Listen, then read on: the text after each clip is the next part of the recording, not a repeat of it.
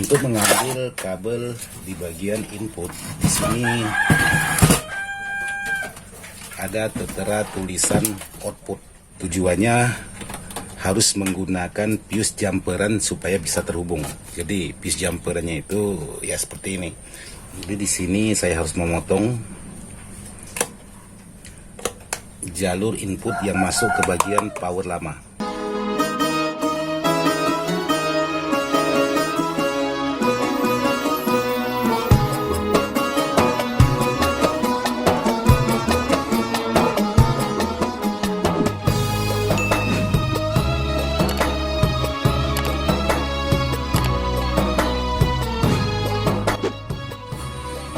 Assalamualaikum warahmatullahi wabarakatuh, sahabat-sahabat Ismail Dadang Ismail ataupun serba elektronik di mana saja berada tanpa terkecuali dan yang tak bisa saya sebutkan satu persatu.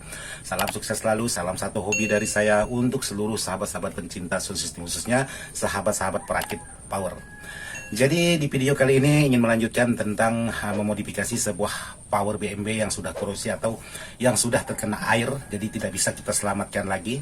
Jadi ingin sedikit berbagi tip buat sahabat-sahabat, karena sangat banyak sekali juga sahabat-sahabat bertanya bagaimana kalau mau menjadi seorang perakit, apa yang harus kita persiapkan, apa yang harus kita adakan dan lain sebagainya. Satu, menjaga kepercayaan konsumen. Jadi jangan sampai istilah kata kita selalu besak-pasak, kata orang Melayu itu, daripada tiangnya, kalaupun dipasakkan otomatis pecah, alhasilnya tiang tersebut tidak bisa terpakai. Nah, jadi prinsip saya selaku perakit power atau masih belajar dalam merakit power, saya harus menjaga yang pertama kepercayaan para konsumen, karena tanpa konsumen tidak ada artinya kepandaian kita. Yang kedua, kita harus saling menjaga kualitas, karena konsumen kita tidak mau tahu barang ini kita ngerjakan menggunakan alat yang canggih kah, mau menggunakan osiloskop kah, mau tidak menggunakan osiloskop kah. Para konsumen kita itu tidak mau tahu. Jadi yang penting barang yang mereka pesan itu menghasilkan kualitas suara sesuai dengan harapan. Kedua, powernya atau barangnya bisa bertahan dengan lama. Nah, jadi seperti itulah harapan konsumen. Jadi percuma kita memakai alat serba canggih, toh begitu dipakai bermasalah dan lain sebagainya. Itu saya rasa percuma juga. Jadi berarti orang tersebut tidak percaya apa yang sudah dilakukannya. Karena sepengalaman saya, apapun itu ilmu, segala ilmu tentang rakit timbulnya dari saya, timbulnya dari kita semua. Jadi ilmu walaupun kita satu pelajaran, kemungkinan itu beda versi, jadi tidak mungkin sama. Jadi tinggal sahabat lagi bagaimana trik sahabat sendiri merakit power. Mau dibuat seperti ini kah, mau dibuat seperti itu kah, mau seperti ini dan lain sebagainya, itu tidak masalah.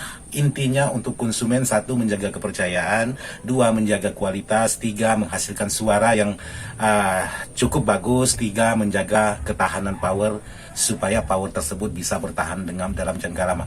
Nah, bagaimana kalau sudah kita usahakan sedemikian rupa masih bermasalah, berarti nasib kita sudah tidak bagus untuk orang tersebut. Jadi bagaimana menyikapi hal tersebut? Sahabat harus bertanggung jawab. Jadi diajak koordinasi, kalau toh barang sampai di sana ada masalah dan lain sebagainya, kita harus siap mengeluarkan uang lagi untuk membayar mereka yang menyervis sebuah power tersebut supaya power tersebut bisa digunakan.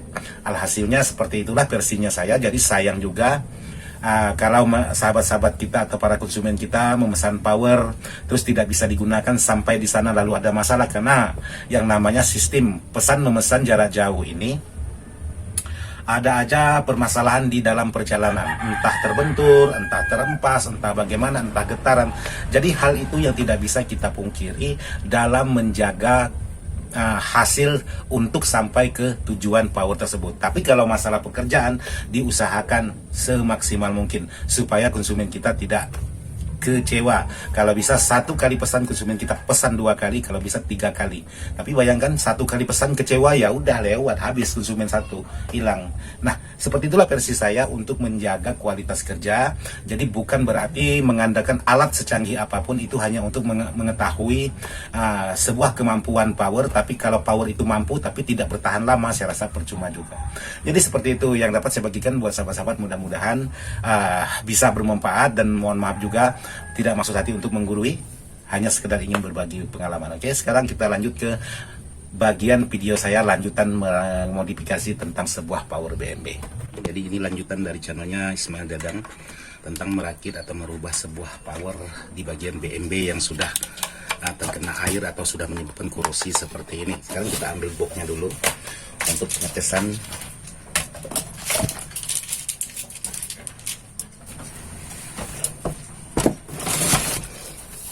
Jadi di sini sudah ada power BMB, amplifier BMB yaitu dengan DA2000 yang bermasalah di bagian powernya. Jadi jalan satu-satunya menempuh jalan modifikasi seperti ini.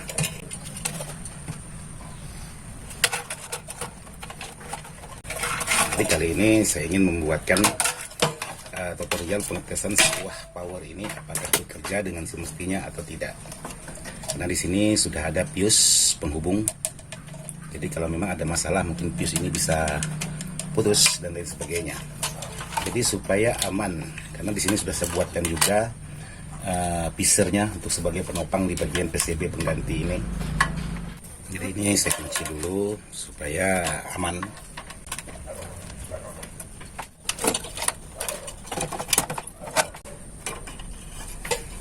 Dan saya coba ini memasukkan tegangannya. Oke. Ini tegangan sudah saya masukkan. Jadi di sini saya tancapkan untuk di bagian speakernya. Jadi nanya posisinya seperti ini. Jadi kabel yang berwarna hitam saya tancapkan. Jadi kabel multi yang warna hitam saya tancapkan ke bagian ground speaker.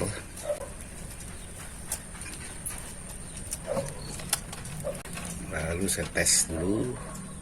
Oke. Jadi saya ambil skala 10 volt AC.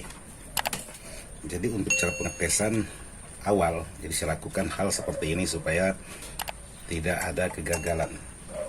Jadi ini sudah saya pasang. Sekarang coba saya sentuh di bagian input. Nah, di sini sudah bekerja. Di saat saya sentuh input, dia multinya sudah bekerja. Sekarang saya tes satu lagi, apakah sama, sudah bekerja sesuai dengan harapan atau masih tetap tidak bekerja. Nah, seperti ini. Jadi di jarum multi saya, di saat saya sentuh di bagian inputnya ini, dia menimbulkan reaksi. Jadi di sini saya menyentuh di bagian input, yaitu di bagian chip power yang sudah saya ganti tadi. Oke, berarti menurut saya ini sudah bekerja dengan semestinya. Di sini saya coba memasang kabel di bagian input menggunakan 3 lembar kabel, yaitu bagian R, bagian L, dan ground. Oke, jadi sudah saya pasang di bagian soket out di bagian belakang seperti ini.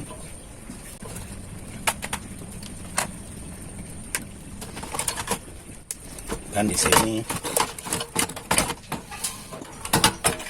untuk pemasangan kabel input. Karena di sini untuk power ini ada bagian inputnya, jadi tinggal dipasang di bagian input sesuai dengan skema PCB.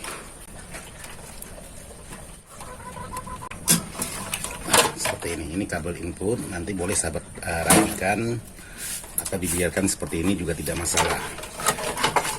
Nah, untuk mengambil kabel di bagian input, di sini ada tertera tulisan output. Jadi sahabat ambil yang di bagian output atau di bagian input. Jadi boleh dua-duanya, di bagian output juga boleh, di bagian input juga boleh. Jadi ada baiknya sahabat mengambil di bagian input. Tujuannya harus menggunakan fuse jumperan supaya bisa terhubung. Jadi fuse jumperannya itu ya seperti ini. Jadi kalau tidak ada jumperan seperti ini, otomatis dia tidak mengeluarkan suara. Kalaupun dimasukkan di bagian input, suara itu tidak berfungsi di bagian volume dan lain sebagainya. Jadi saya ambil di bagian output. Jadi di sini tadi saya mengambil di bagian output, jadi saya rubah di bagian input. boleh sahabat mengambil di bagian output atau di bagian input. Kalau di bagian output sahabat ambil, itu tidak perlu menggunakan jumperan seperti ini. Tapi kalau mengambil di bagian titik input, otomatis sahabat harus mengambil di bagian jalur ini.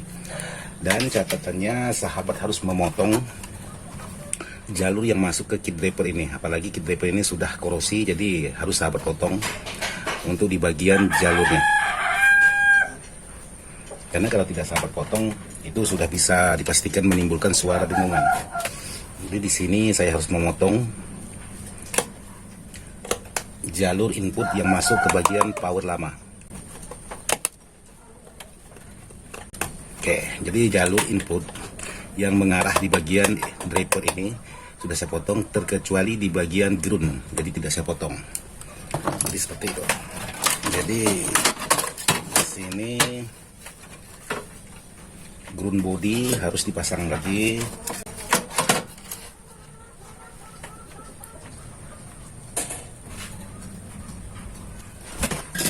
Oke, ini ground body sudah.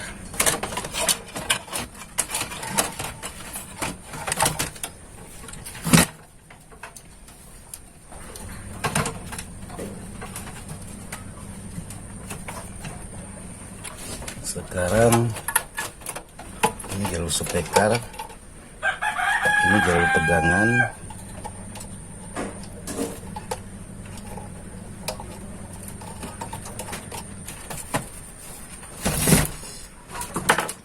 oke, jadi sudah. Jadi sekarang saya ingin coba pengetesan menggunakan speaker. Rotek belum bekerja.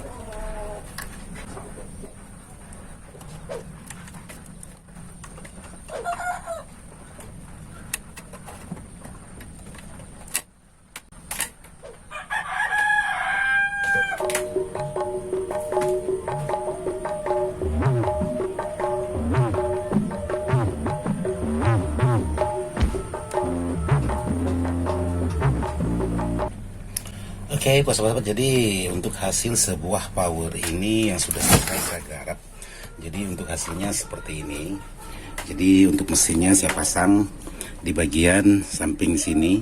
Jadi buat sahabat-sahabat pastikan jangan sampai menyentuh di bagian bawah ini untuk di bagian elko ini. Jadi untuk bagian power ini tidak ada saya modif sama sekali, hanya saya lepas di bagian R yang 10 ohm 2 buah ini. Yang lainnya tidak ada. Jadi tidak perlu modifan kalau hanya untuk tegangan, yaitu sebesar tegangan 3 atau 42 volt untuk di bagian power seperti ini. Jadi inilah hasilnya, nanti sahabat bisa tunggu pengetesan suara bagaimana, mampu untuk berapa speaker atau speaker berapa in. Oke, nanti kita next ke depan bagaimana hasil pengetesannya.